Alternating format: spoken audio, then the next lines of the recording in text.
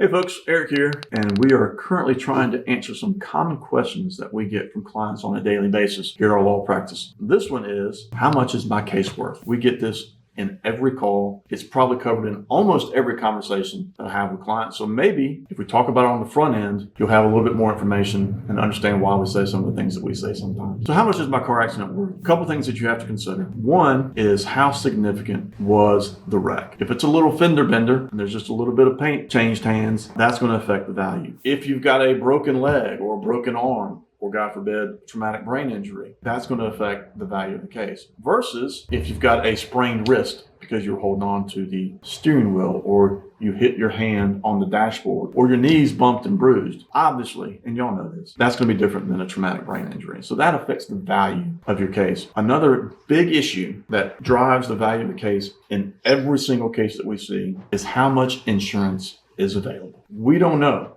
driving around on these roads, how much insurance the person in the other car has. There's not a sign sitting on it that says I have 25, or a sign that says I have 100,000. So we don't know. And here's the problem in Alabama. Our law says we are not entitled to know how much insurance is available until a lawsuit is filed. Before we file a lawsuit, we call this pre-suit, which means everything that happens before filing a lawsuit. Before a lawsuit is filed, we are truly flying blind with how much is actually available to you. So I've had cases, unfortunately, where people have had traumatic brain injuries, and the person who hit them only has $25,000. That's what their case is worth, $25,000. If you have underinsured motorist coverage, it could be worth more. So I always encourage people to buy underinsured motorist coverage because it's cheap and it's available for these exact situations. But if you don't, that case is worth $25,000. Your medical bills could exceed $100,000 in a situation like that. That really affects the value. Now, there are also people who drive around with $100,000 or $300,000. I will tell you, if you get hit by someone who has a $100,000 or $300,000 policy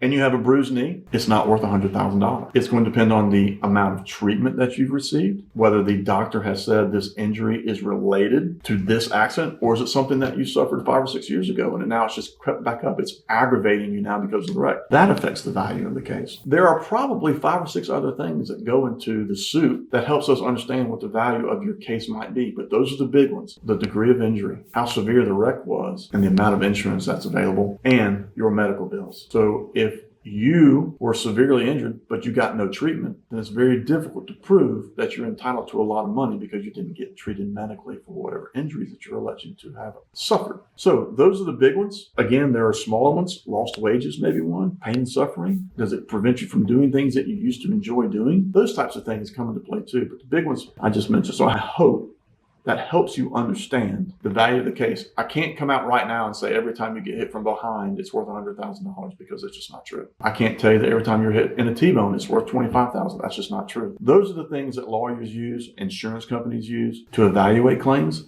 to give you an offer, whether it's low, and it usually will be. I hope that answers your question. If you have a specific question in regards to your individual situation that you want us to answer, hit subscribe and shoot us a question, and we'd be glad to answer it in a future episode.